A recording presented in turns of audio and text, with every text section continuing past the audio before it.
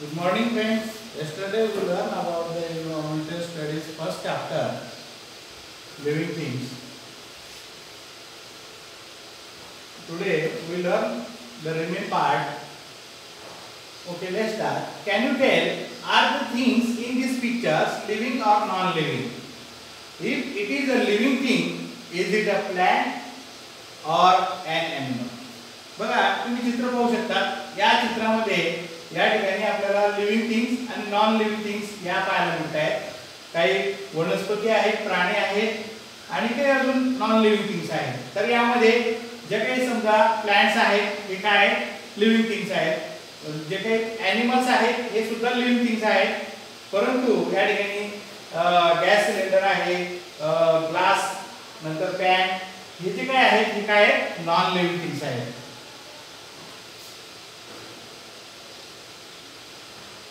The relationship between all things in the environment. आता बघा या ठिकाणी जे काही एन्व्हायरमेंट मध्ये जे लिव्हिंग थिंग्स आहेत यांचा सर्वांचा एकमेकांशी काय कसा संबंध आहे ते आता आपण पाहणार आहोत. Water and air are part of the environment. तुम्ही पाहिलं असेल की पाणी आणि हवा हे दोघेही अत्यावश्यक अशा गोष्टी आहेत की ज्या पर्यावरणाने तयार झालेल्या आहेत. All living things need them. आणि त्या सर्वांना सजीव जे आहेत, लिव्हिंग थिंग्स जे आहेत, त्या सर्वांना त्याची काय असते आवश्यकता असते. Living things also need food. आता जे सजीव आहेत त्यांना अन्नाची पण आवश्यकता असते. आपल्याला भूक लागते, आपण जेवण करतो की नाही. They get their food from the environment. आता हे जे काही आपण अन्न तयार करतो किंवा आपण जे अन्न मिळवतो हे सर्व आपल्याला कुठून भेटतं? नेचर पासून, एन्व्हायरमेंट पासून मिळतं आपल्याला. Whatever living things need to survive they get from their environment. आता आपण जे काही जीवन जगतो किंवा आपण जिवंत राहू शकतो त्या सर्व जे काही गरजा आहेत या सजीवांच्या या एन्व्हायरमेंट पासून आपल्याला मिळत असतात. Birds build nest. बघा पक्षी हे घरट्यात राहतात आणि ते घरटं बनवतात.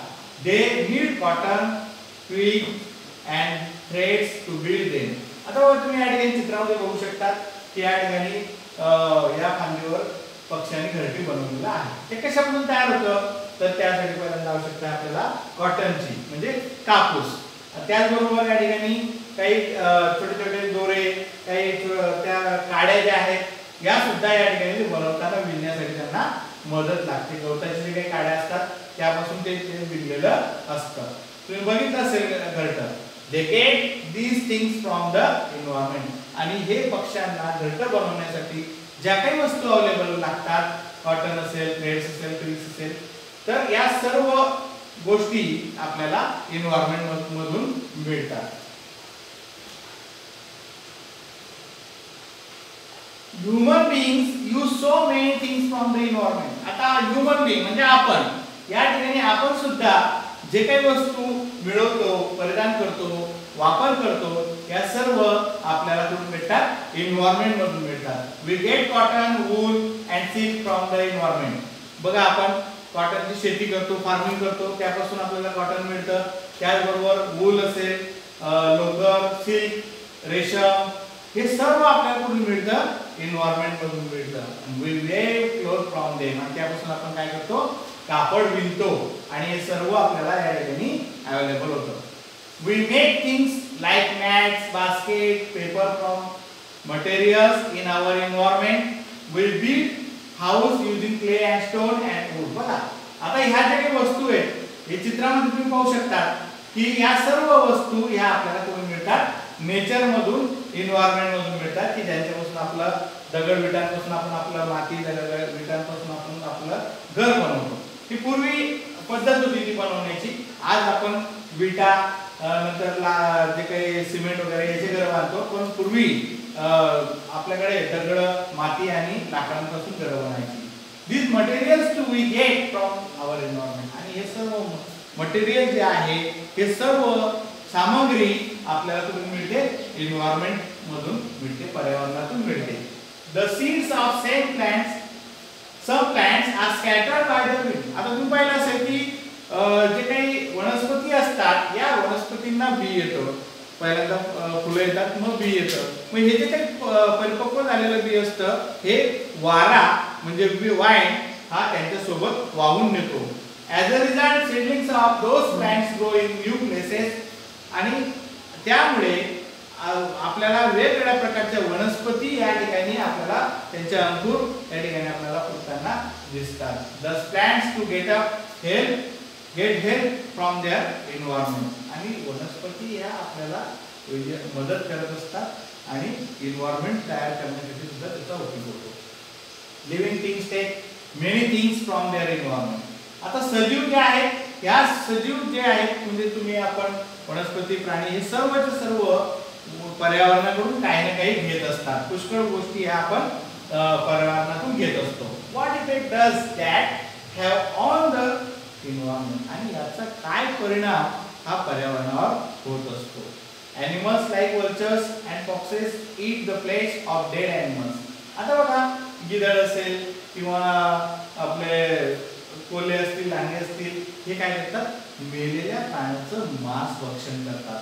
Thus they clean the environment while they satisfy their hunger. आणि ते त्यांची भूकही भागवतात आणि पर्यावरणाला स्वच्छ सुद्धा करत असतात. Remains of dead animals decay. आणि अशा जे काही उरलेले जे काही थोडंफार असेल तर ते अन्न जे काही प्राण्यांचं जे उरलेले काही मांस असेल ते कुजून नष्ट होतं. They mix with the soil. आणि ते आपले जे काही माती आहे मातीमध्ये ते मिक्स होऊन जातं. Leaves fall off trees. आता तुम्ही बघितलं असेल की जे काही झाडं असतात झाडांना पानं असतात ते पानं पिवळे झाल्यानंतर ठराविक कालावधीमध्ये ते गळणं सुरू होतं. They too rot and get mixed in the soil. ते सुद्धा जमिनीमध्ये त्या ठिकाणी मिक्स होतात आणि ते सुद्धा त्या ठिकाणी मातीमध्ये मिसळून जातात. These make the soil fertile. आणि या सर्व गोष्टींमुळे जे समजा राहिलेल्या काही प्राण्यांचे अवशेष असतील ते मातीत मिसळल्यामुळे किंवा वनस्पतींची जे काही पानं होते त्या पानांमुळे आपली जी काही जमीन आहे ही काय होते सुपीक होते. Plants get nourishment from fertile soil. आणि म्हणून जे काही नवीन वनस्पती या ठिकाणी उगवतात त्यांचं जे काही पोषण आहे हे पोषण या सुपीक जमिनीतून होत असतं. Thus living things bring about changes in non-living things too. आणि या ठिकाणी बघा जे काही सजीव वस्तू आहेत या सजीव वस्तू आणि ज्या काही निर्जीव वस्तू आहेत यांच्यामध्ये सुद्धा बदल होताना आपण पाहू शकतो. Do you know? See the picture. Do you know a sheep's body is covered with wool. बघा आपण थंडीपासून पूरपासून वाचण्यासाठी आपण या ठिकाणी जे काही लोकरचे जे काही कपडे परिधान करतो स्वेटर्स वगैरे परिधान करतो तर हे सर्व जे काही आहे आपल्याला जे काही शीप आहे त्यांच्यापासून मिळतात. The ship feeds on leaves of shrubs. आता बघा या जे काही त्या ठिकाणी जे काही बकरी असेल किंवा जे काही शीप आहे हे त्यांचं जे काही अन्न आहे हे मुख्यतः या ठिकाणी जे छोटे छोटे झाडझुडपं असतील त्या झाडझुडपांची जे काही पानं आहेत ते खाऊन ते त्यांचं अन्न हे अन्नाची गरज भागवत असतात. As it does so, the seeds of some shrubs can get caught in its wool. कधी कधी मग आता अशा प्रकारे हे जे काही झुडपं आहेत या झुडपांना काही काटे वगैरे असतात तर काही बी असतात तर ते त्या ठिकाणी त्यांच्या वूलमध्ये ते चिपकतं किंवा ते त्यांच्यामध्ये येऊन जातं. When the sheep goes somewhere else, the seeds may fall off there. आणि मग जिथे जिथे यांचा शीपचा जो काही जाण्याचा कार्यक्रम असतो ते अन्न मिळवण्याचे शोधात ते जिथे जिथे जातात ज्या ज्या ठिकाणी जातात त्या ठिकाणी हे बी खाली पडतं. Thus the sheep helps new seedlings of the shrub to grow in many different places. आणि मग यामुळे असे जे काही बी ज्या ज्या ठिकाणी त्या शीप केलेल्या असतात त्यांच्या मदतीने त्या ठिकाणी ते नवीन नवीन वनस्पती या उगवत असतात. In this way, the sheep, which is an animal, and shrub, which is a plant, help each other. आणि अशा प्रकारे आपल्याला या ठिकाणी या शीप पासून वेगवेगळ्या नवीन वनस्पती जी काही उगवून निर्मिती आहे ही निर्मिती होण्यासाठी मदत होते. What we have learned, बघा मग आता आपण काय शिकलो. There are many things in our environment.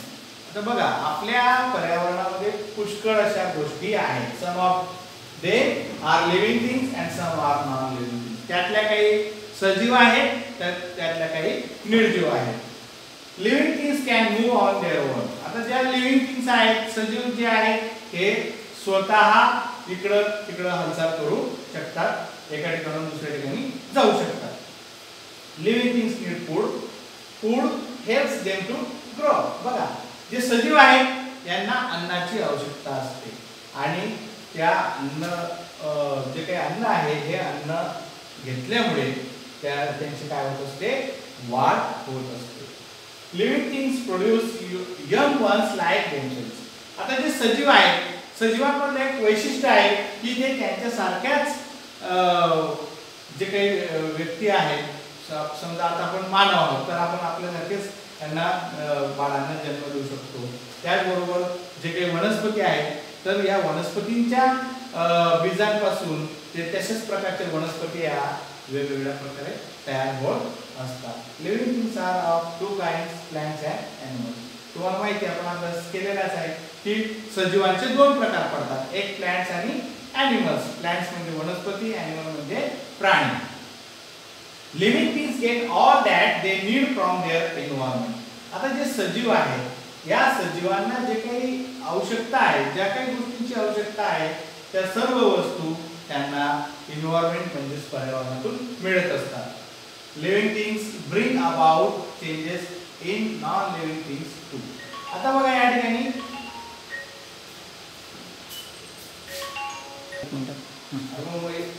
Hello okay. Living things get all that they need from their environment.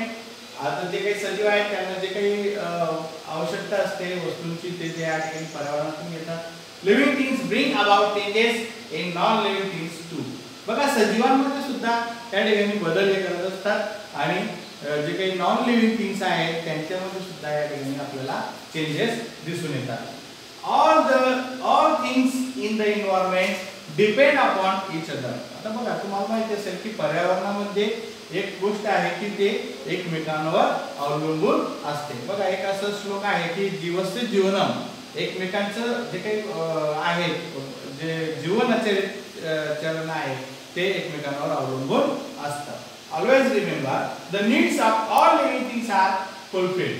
आता जे काही सजीव आहेत, सजीवांच्या ज्या काही गरजा आहेत या सर्व गोष्टी by things in their environment या परिपूर्ण या एन्व्हायरमेंट मधून होतात. Such things should not be allowed to go waste. म्हणून अशा वस्तूंचा आपण अतिरेक किंवा जे काही नुकसान होईल असं वाया जाईल असं आपण करायला नाही पाहिजे. We must take care that we do not cause harm to the environment. आपण पर्यावरणातील ज्या काही गोष्टी आहेत जसं की झाडं असतील, प्राणी असतील, वेगवेगळ्या प्रकारच्या वनौषधी असतील या सर्वांचं आपण संवर्धन केलं पाहिजे जेणेकरून या भविष्यात आपल्याला उपलब्ध होऊ शकतील. Thank you. So friends, to know more videos, to see the subscribe our channel and